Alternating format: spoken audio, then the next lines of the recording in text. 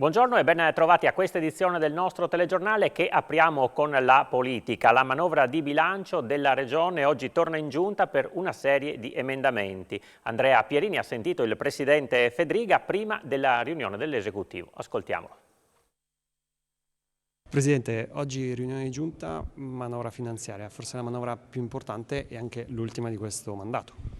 Sì, penso una misura che già è strutturata in modo importante, andando a coprire molte necessità della Regione, una manovra che ha disponibilità di risorse importanti grazie anche alle negoziazioni che abbiamo fatto col Governo e devo dire anche alla crescita che c'è stata in Regione negli ultimi 2 anni, una crescita sopra le aspettative, la più alta a livello nazionale. Questo ci ha permesso di intervenire, penso in particolar modo sulla sanità, dove abbiamo messo molte risorse in più rispetto agli anni pregressi, pensiamo sia strategico la risposta alla salute.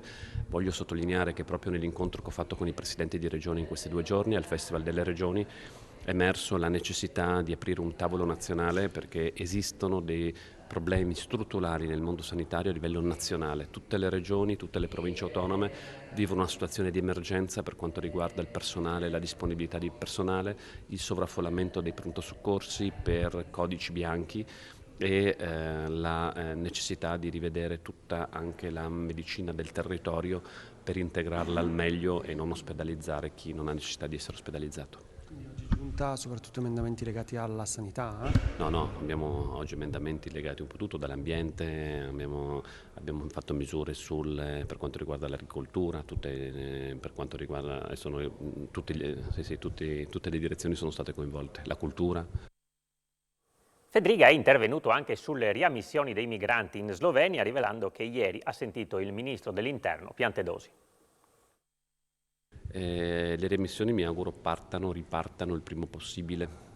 Io sono in contatto con il ministro Piantedosi, l'ho sentito proprio nella giornata di ieri e su questo stiamo lavorando. Come dicevo, ho detto più volte, dobbiamo mettere in campo misure parallele che possano lavorare insieme per limitare gli ingressi di immigrati irregolari, che è diventata una situazione insostenibile per il nostro tessuto sociale e economico, ma penso anche per un principio di tutela delle persone. E parlo proprio dei migranti che arrivano. Non possiamo pensare di favorire la tratta di esseri umani o di permettere la tratta di esseri umani. E contro le riammissioni si schiera invece il Consorzio Italiano Solidarietà di Trieste, per il quale le cosiddette riammissioni informali sono illegali. Il governo, dice l'ICS, chiarisca se vuole rifare le gravissime illegalità del 2020. In una nota l'ICS ha ricordato che l'accordo di riammissione tra Italia e Slovenia del 1996 non è mai stato ratificato e dunque anche ai sensi della Convenzione di Vienna sul diritto dei trattati è da considerarsi nullo sul piano giuridico. Voltiamo pagina, raccontare e valorizzando le storie e caratteristiche costruttive delle attività produttive industriali del territorio. Con questo obiettivo la torre medievale di Santa Maria, che fa parte del complesso edilizio in cui ha sede Confindustria Udine, si apre alla città. Questa mattina l'inaugurazione della vetrina dell'ingegno ospitata nell'edificio a conclusione dell'intervento di ristrutturazione. Oggi alle 17:30 all'apertura alla cittadinanza.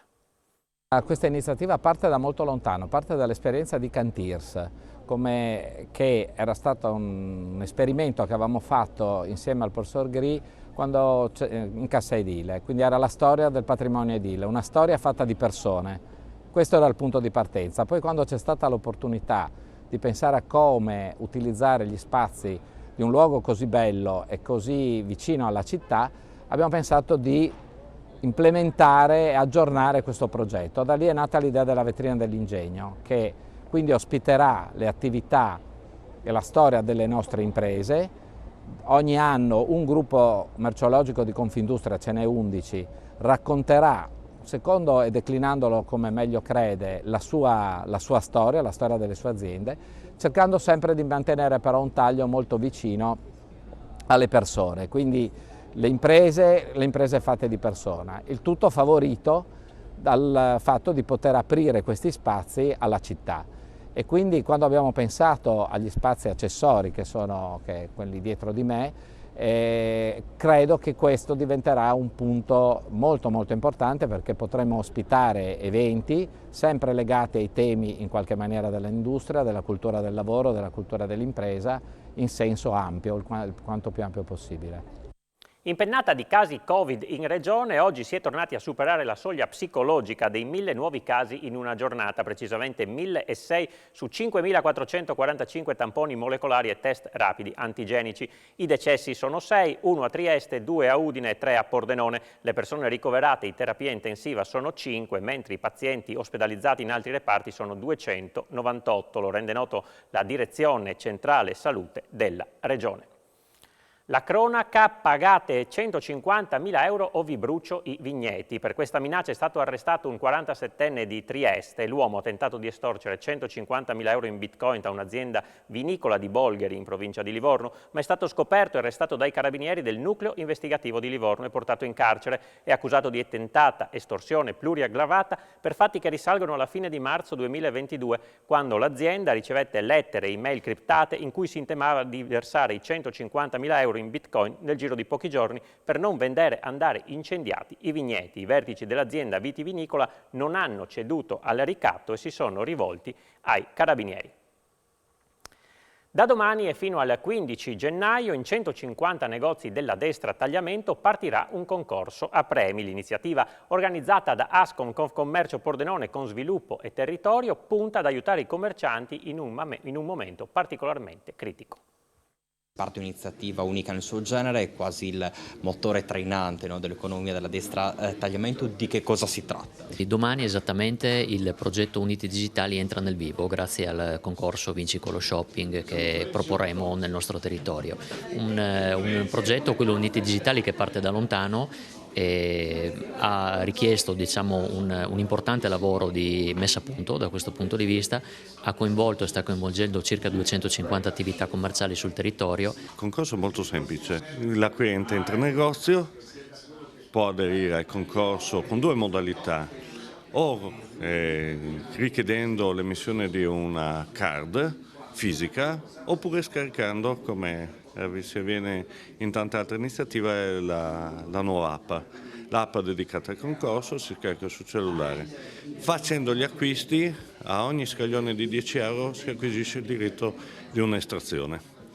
L'estrazione avverrà a fine di gennaio, quindi una volta che viene fatto l'acquisto, l'esercente attraverso il tablet che ha presso il negozio attiverà lo scarico del diritto di acquisto passando la tesserina o il telefonino. Ci aspettiamo l'inverno più affollato di sempre. Silvio Fauner, assessore allo sport e al turismo di Sappada, anticipa così la stagione invernale che parte ufficialmente domani. Oltre agli eventi natalizi, alberghi pieni per Special Olympics e Day-Off e poi il carnevale nelle settimane morte, nuovi pacchetti. Vediamo. Si avvicina l'inizio ufficiale delle festività natalizie. A Sappada com'è la situazione dal punto di vista turistico? L'8 incominceremo la stagione con dall'8 all'11 i giorni del mercatino di Natale, con l'8 la presentazione di un presepio natalizio che è stato realizzato da dei turisti, degli amici che arrivano a Sappada, con pezzi di legno di sassi raccolti interamente a Sappada, quindi quello sarà l'inizio della stagione, con un buon 60-70% degli alberghi aperti, con una buonissima affluenza. Passiamo poi al periodo natalizio, dove ormai già tutto quanto esaurito. Passeremo poi al periodo di Day-Off, che anche lì Sappada sarà tutta esaurita, però poi ci sono, chiamiamoli periodi morti, nei tempi morti, 2 settimane dopo il carnevale, prima di Day-Off, dove il Consorzio di Promozione Turistica ha confezionato dei pacchetti turistici con soggiorno, con biglietto impianti, con lezioni di sci molto convenienti, e crediamo che questo possa essere uno degli inverni più pieni che Sappada abbia mai visto. Un anno positivo nonostante il difficile contesto internazionale, importanti investimenti per il 2023 anche in Friuli Venezia Giulia. Ieri sera a Trieste il presidente della SIOT, Alessio Lilli, ha tracciato il bilancio dell'attività del 2022 e ha annunciato gli investimenti futuri, confermando di voler mantenere vivo il dialogo con le amministrazioni locali. Un anno buono in uno scenario internazionale non positivo. Il presidente della SIOT e general manager TAL, Alessio Lilli, ha tracciato il bilancio del 2022 condizionato dalla tragedia della guerra in Ucraina. L'auspicio è che la situazione geopolitica si risolva quanto prima. Riguardo il futuro del gruppo, il 2023 sarà un anno incredibile e gli azionisti hanno puntato sul futuro di questa infrastruttura e ci hanno dato qualcosa come 55 milioni di euro solo per la SIOT all'interno di un pacchetto di investimenti che va intorno ai 100 milioni di euro per potenziare il terminale marino e rendere ancora più utile e flessibile i nostri approdi e potenziare le stazioni di rilancio e motori per poter aumentare il quantitativo di greggio che verrà portato. Sono progetti che inizieranno a entrare in realizzazione nel 2023 e vedranno compimento tra 2023, 2024 e 2025. Molto importanti per garantire un futuro pluriennale a questa infrastruttura. Sui progetti degli impianti di cogenerazione proseguono le interlocuzioni con gli enti locali del Friuli Venezia Giulia. Ma è un rapporto dialettico. Giustamente ritengo gli amministratori pubblici vogliono capire di che cosa si tratta e se ci possano essere dei problemi per la popolazione. Noi stiamo cercando di spiegare da mesi che non c'è nessun problema, nessun rischio per la popolazione dove questi impianti verranno realizzati. Siamo allo sport, il giorno dell'attesissimo derby di A2 tra Web Gesteco e APU Old Wild West. A Cividale si affrontano stasera la prima e la quinta della classe davanti a 2.800 tifosi per una sfida che promette scintille. L'attesa sta per finire. Alle 20:45 andrà in scena a Cividale il derby di A2 tra la Web Gesteco e l'APU Old Wild West Udine. La squadra di Boniciolli ci arriva da prima della classe, posizione condivisa con Pistoia e con i favori del pronostico, ma sa di non potersi permettere di sottovalutare la truppa di coach Pillastrini, reduce da un clamoroso successo in rimonta a Rimini e attualmente quinta forza nel girone rosso. In un Pala Gesteco ormai completamente esaurito da giorni, ben 2.800 tifosi sono pronti ad assaporarsi un derby che promette scintille. Alla vigilia le guide tecniche delle squadre hanno assicurato entrambi massimo rispetto per gli avversari, ma anche determinazione nella volontà di arrivare al successo. Da una parte Carlo Finetti, assistant coach di Boniciolli, ha sottolineato l'importante media punti che la Web registra in casa, dove sente anche la fiducia dei suoi tifosi, una marea gialla che ha un ruolo prezioso nel trascinare le aquile.